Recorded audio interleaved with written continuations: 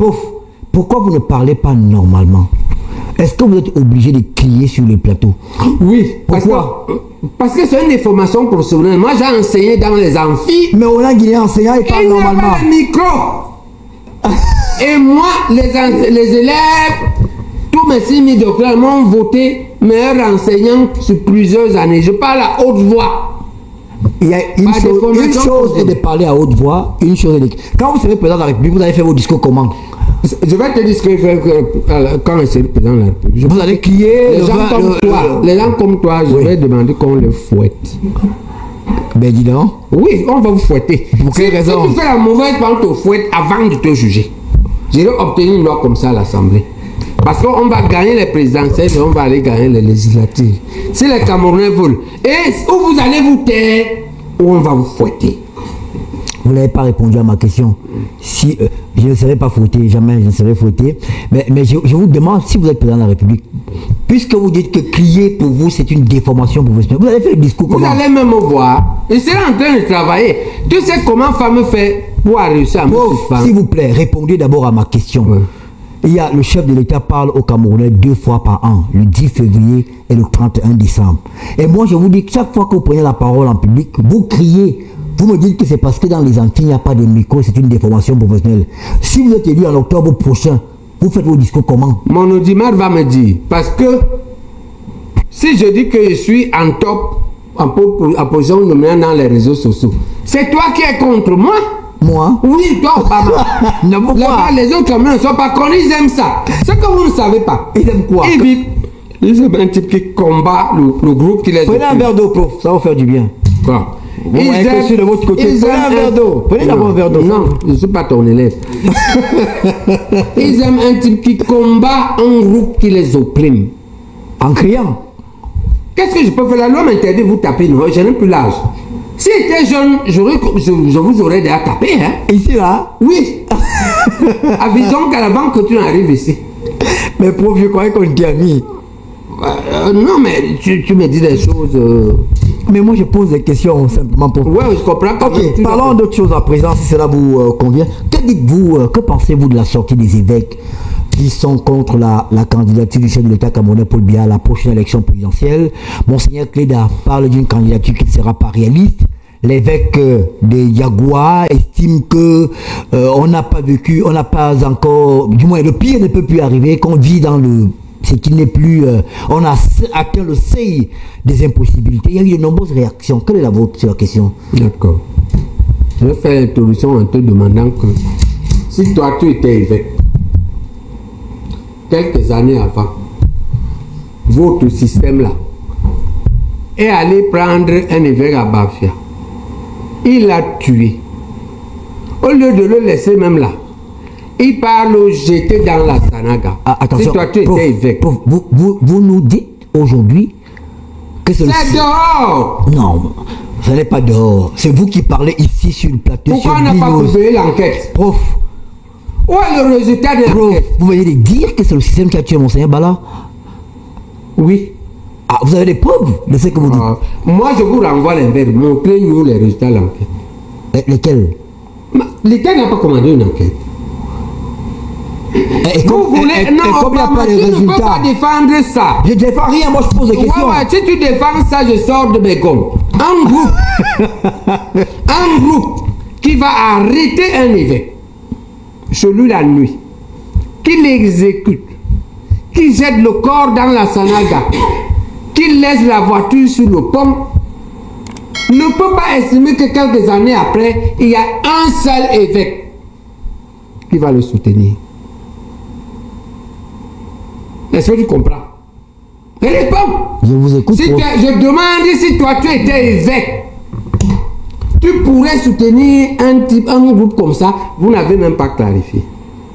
Maintenant, ce que vous oubliez, tu sais comment vous êtes dans ce pays, ce que tu oublies. Qui devait faire les diagnostics là? Ce n'est pas un médecin, ce n'est pas un médecin de la police. Parce que là, la question c'est prouver que est-ce qu'il est mort par noyade ou on l'a tué avant de jeter en l'eau? Donc on doit faire une autopsie. Qui fait une autopsie? Il y a quelle chance que ce soit mon élève? Et moi, j'ai rencontré un élève, oui, donc c'est la spécialité. La qualité de vie est une quête universelle, mais son amélioration passe par des choix conscients et des changements progressifs dans notre manière de vivre, de penser et d'interagir avec les autres. L'échange tendu entre le professeur Baebek et le journaliste Ernest Obama lors d'une émission télévisée soulève des questions profondes sur la gestion des émotions, la communication et la manière dont nous faisons face aux défis de la vie. L'un des premiers enseignements à retenir est l'importance de maîtriser ses émotions. Face à la provocation, il est facile de se laisser emporter par des réactions impulsives. Pourtant, la maîtrise de soi permet de garder une certaine clarté d'esprit et d'apporter des réponses plus réfléchies et constructives. Cultiver cette capacité exige une prise de conscience de ses déclencheurs émotionnels et une pratique régulière de techniques de respiration ou de méditation pour apaiser le mental. Un autre aspect crucial pour une vie de meilleure qualité réside dans la manière dont nous communiquons. Parler fort, comme le revendique le professeur Baebek, peut être perçu comme une affirmation de soi, mais cela ne garantit pas une transmission efficace du message.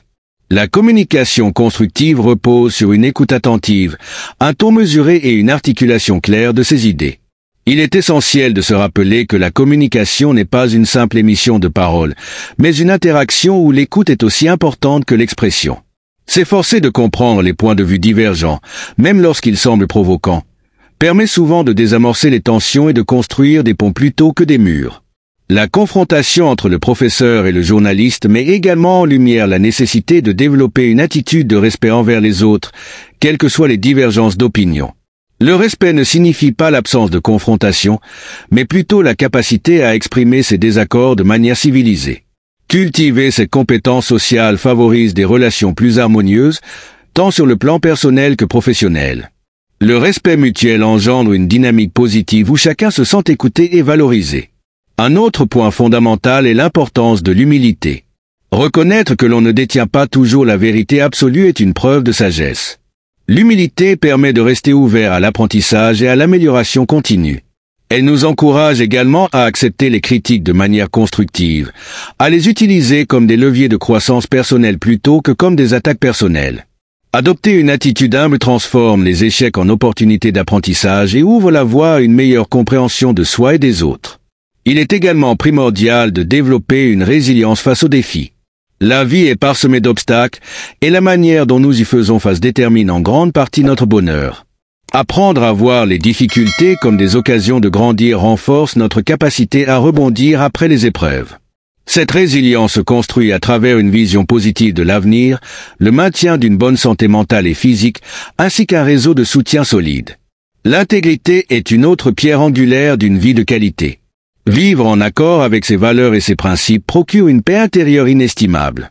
Dans un monde souvent marqué par le compromis et la quête de reconnaissance sociale, rester fidèle à soi-même est une forme de liberté. Cette cohérence entre pensée, parole et action crée une stabilité intérieure qui rayonne dans tous les aspects de la vie. Il ne faut pas sous-estimer l'importance de l'humour. Savoir rire, même dans les moments difficiles, est un puissant antidote contre le stress. L'humour permet de relativiser les situations et de prendre du recul face aux difficultés. Il contribue également à renforcer les liens sociaux en créant une atmosphère légère et agréable. Cultiver un sens de l'humour sain est une compétence précieuse pour traverser les hauts et les bas de la vie avec sérénité. Parmi les conseils pratiques, il est essentiel de s'accorder du temps pour soi. Dans une société où tout va vite, prendre le temps de se recentrer sur ses besoins et ses aspirations est crucial pour préserver son équilibre. Cela peut passer par des moments de solitude, la pratique d'une activité créative ou simplement une promenade en pleine nature. Ces instants de pause permettent de recharger ses batteries et de mieux affronter les défis quotidiens. Un autre aspect souvent négligé est la gratitude. Prendre conscience des aspects positifs de notre vie, même les plus simples, et exprimer notre reconnaissance favorise un état d'esprit positif. La gratitude nous aide à nous concentrer sur ce que nous avons plutôt que sur ce qui nous manque, cultivant ainsi une satisfaction intérieure durable. Enfin, il est essentiel de s'engager dans une quête constante de développement personnel. Lire, apprendre de nouvelles compétences, explorer des domaines inconnus stimule l'esprit et enrichissent la vie. Cette démarche d'apprentissage continu nous garde curieux, enthousiastes et ouverts aux opportunités que la vie offre. En somme, la confrontation télévisée entre le professeur Baebek et le journaliste Ernest Obama, bien que mouvementée, offre une occasion précieuse de réflexion sur les moyens d'améliorer notre qualité de vie. Chaque interaction, même conflictuelle, peut devenir une source d'enseignement si nous savons en tirer des leçons. Maîtrise de soi, communication constructive, respect, humilité, résilience, intégrité, humour, temps pour soi, gratitude et développement personnel sont autant de clés pour vivre une existence plus épanouie et harmonieuse. Adopter ces principes au quotidien nous permettra non seulement de mieux naviguer dans les turbulences de la vie, mais aussi de contribuer à créer un environnement plus serein et bienveillant.